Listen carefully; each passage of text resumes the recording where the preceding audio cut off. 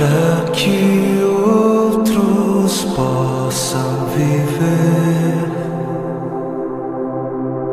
Vale a pena morrer para que outros possam viver.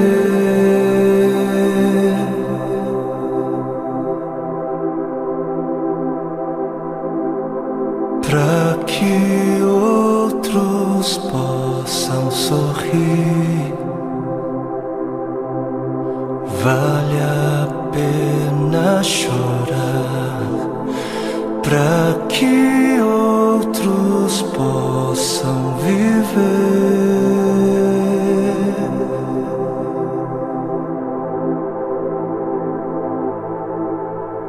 Portanto, visto que temos este ministério pela misericórdia que nos foi dada, não desanimamos. Antes, renunciamos aos procedimentos secretos e vergonhosos, não usamos de engano, nem adulteramos a palavra de Deus. Ao contrário, mediante a clara exposição da verdade, recomendamo-nos à consciência de todos diante de Deus. Pois não pregamos a nós mesmos, mas a Jesus Cristo, o Senhor, e a nós como escravos de vocês por causa de Jesus. De todos os lados somos pressionados, mas não desanimamos. Ficamos perplexos, mas não desesperados. Somos perseguidos, mas não abandonados. Abatidos, mas não destruídos. Trazemos sempre em nosso corpo o morrer de Jesus, para que a vida de Jesus também seja revelada em nós.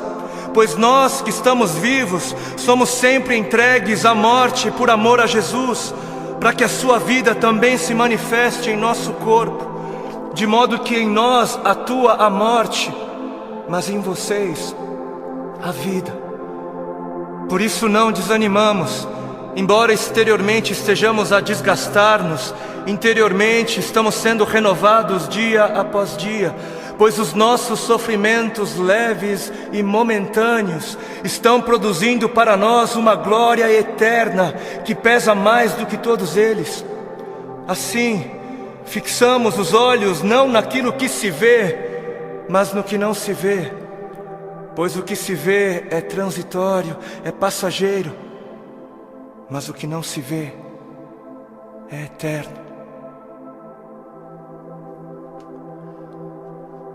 Para que outros possam viver, vale a pena morrer.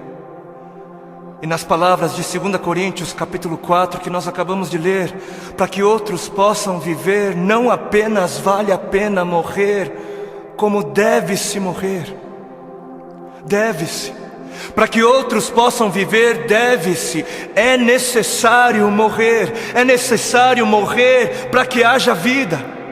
Trazendo sempre em nosso corpo o morrer de Jesus, para que a vida de Jesus também seja revelada em nosso corpo. Pois nós que estamos vivos, somos sempre entregues à morte por amor a Jesus, para que a sua vida também se manifeste em nós, de modo que em nós atua a morte, para que em vocês, para que em outros atue a vida. Assim como a semente que não morre não germina, assim como a semente que não morre é incapaz de gerar frutos, aquele que não morre é incapaz de gerar vida, é incapaz. Não fosse o sangue do Cordeiro, não fosse o sangue de todos os mártires que vieram antes de nós, não fossem aqueles que vivem como se não pertencessem a este mundo, não seríamos conhecedores das boas novas da vida, não seríamos. Mas se as coisas são assim, se isso é verdade, se isso reflete a realidade, se o Senhor teve toda a intenção de dizer exatamente o que Ele disse, por que é então que não morremos? Por que é então que o mundo está cansado de ver uma igreja que deveria carregar a mensagem da morte, mas não carrega? Não carrega. E não carrega porque ela mesma recusa-se a morrer. Se a ordem é essa, por que é então que não vemos mais vidas sendo geradas? Nações sendo alcançadas em meio à voluntária entrega da vida por parte daqueles que se dizem cristãos? Por quê? Por quê? Porque existe algo de muito errado em nosso meio. Existe algo de muito errado em meio àquilo que chamamos de Evangelho do Reino de Deus. Evangelho do Reino de Deus. Não o Evangelho do Reino dos homens para os homens. Não o Evangelho do Reino desta terra para esta terra. Não o Evangelho do seu reino para você mesmo, para o seu próprio benefício. Mas o Evangelho do Reino de Deus para o benefício de Deus. E existe algo de muito errado porque estamos confundindo o Evangelho do Reino de Deus, que é para Deus, com outros evangelhos. E o povo, por falta de líderes que preguem o que o povo precisa ouvir e não o que o povo quer ouvir, o povo está adorando outros bezerros de ouro. E o grande bezerro de ouro dos nossos dias é a bênção. O grande bezerro de ouro dos nossos dias é a vitória, é a conquista, é o bezerro da prosperidade, é a saúde, é o meu bem-estar, é o meu conforto, é a minha necessidade, é o meu reino, é a minha vida. 7 passos para alcançar a bênção aqui, 40 dias de jejum da vitória ali, 12 maneiras para ser próspero um pouco mais adiante, e 318 formas para você fazer com que Deus faça aquilo que você quer que Ele faça. Não importa se Ele queira fazer ou não, porque afinal o modelo de Jesus, não seja feita a minha vontade, mas a sua, serve para Jesus, serve para o Filho de Deus, não serve para mim, não serve para a igreja. Quantos já foram a alguma campanha que dizia: campanha do negue-se a si mesmo, campanha dos 3 passos para morrer, ou a campanha das 7 maneiras de amar ao seu próximo como a si mesmo, campanha de 40 dias de jejum para que eu possa carregar a minha cruz? Não? Nunca foi? Por que não? Ora, porque não é isso que é importante. Não é isso. Porque o importante é eu ter o carro do ano. Porque o importante é eu ser abençoado. O importante é eu mostrar o quão abençoado sou. Preciso mostrar. Eu preciso mostrar. Porque afinal de contas, se ando de carro importado, é porque Deus me deu, né? Deus me deu. Porque é muito óbvio que Deus está muito mais preocupado com o meu ego. Eu sou tão espiritual e abençoado que é muito óbvio para mim, e é muito óbvio só para mim, que Deus está mais preocupado em colocar dinheiro nas minhas mãos para que eu possa comprar coisas caras e tolas, do que está preocupado em colocar recursos sob os meus cuidados para que eu possa de alguma maneira aliviar a dor dos aflitos. Porque Deus é tão bom para mim, Deus é tão sábio, Ele é tão misericordioso, que Ele prefere que eu compre para mim o meu 100º par de sapatos. Ele prefere, Ele prefere que eu faça isso mais do que prefere que eu compre algumas marmitas para dar de comer às crianças de rua. Porque o importante é eu encher o meu celeiro até onde der. O importante é o meu reino, é a minha justiça. Eu trabalhei, eu suei. Não foi Deus quem me deu, não foi Deus quem me abençoou, não foi eu quem ganhei. É justo, eu trabalhei, é meu. Porque o importante é eu viver como se não houvesse morte. E Deus que me livre de pensar em morte. Coisa negativa não é de Deus. O importante é eu viver como se não houvesse morte, para que quando a minha hora chegar, eu venha morrer como alguém que nunca quis viver. Porque está escrito na palavra de Deus em Marcos, no capítulo 8 e Mateus 16.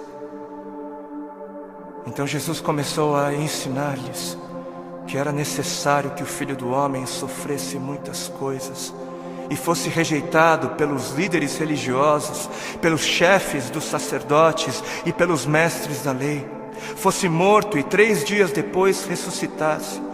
Ele falou claramente a esse respeito.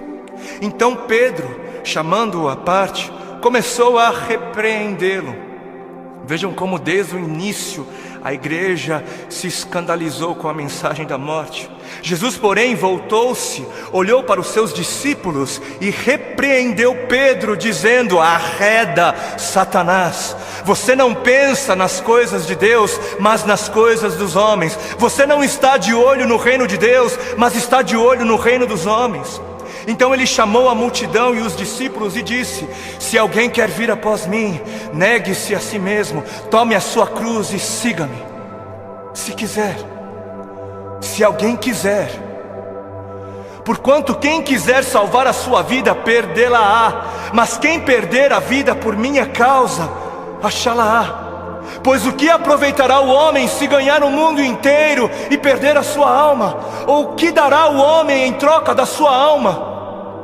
Porque o Filho do Homem, o Filho de Deus, há de vir na glória de seu Pai. Ele há de voltar com os seus anjos, e então retribuirá a cada um conforme as suas obras.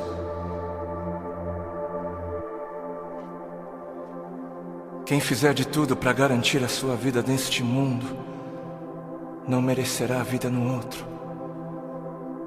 E quem fizer de tudo para garantir a sua vida no outro mundo, perderá a sua vida neste. Perderá o controle da sua vida neste mundo.